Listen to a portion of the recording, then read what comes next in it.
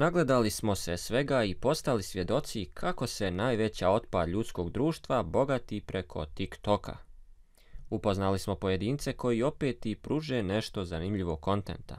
Međutim, niko ne priča o djevojkama koje su tu samo da promovišu svoje tijelo na streamovima.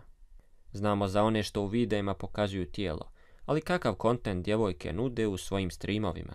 Sav njihov kontent jeste to da se samo pojave u streamu, pričaju gluposti i zavode donatore. O tome je u svom posljednjem streamu pričao Nuni. Bio je prilično oštar na riječima, tako da hajde da zajedno poslušamo šta je on to imao da kaže. Slobodno mogu reći koliko ja znam 2-3 godine. Za mene ovo, brate, moderna prostitucija, brate. Što se tiče žena i svega, brate.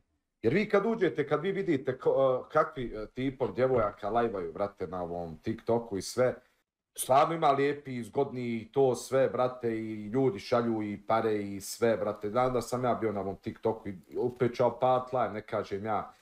Ali, brate, šta su one zanimljive? Šta? Osim što su zgodne, što svi se izbace, što vrckaju malo ovim, znaš, staronjama, drži, ne daj, ovo, ono. I ovi šalju pare, brate, ovi slike dobijaju, ovi vide. U mene imam ja prijatelja, brate, koji ima, brate, galerija ima 100 giga stisa i guzica od svih TikTokerki, od većine TikTokerki što lajvaju, brate. Koliko god publika jedva čekala da ospe hejt po njemu, itekako je u pravu. Bez ikakvog zanimljivog ili edukativnog kontenta, djevojke privlače hiljade gledaoca. Često promovišu sebe kao jeftinu robu i na osnovu toga i zarađuju. Međutim, dodatan problem jeste u muškarcima koji gube vrijeme na tome, a još više od toga gube i novac. Generalno smo kao društvo zatupili do maksimuma. Mislim da je to realnost, a vi ukoliko se ne slažete sa mnom imate prostor za komentare.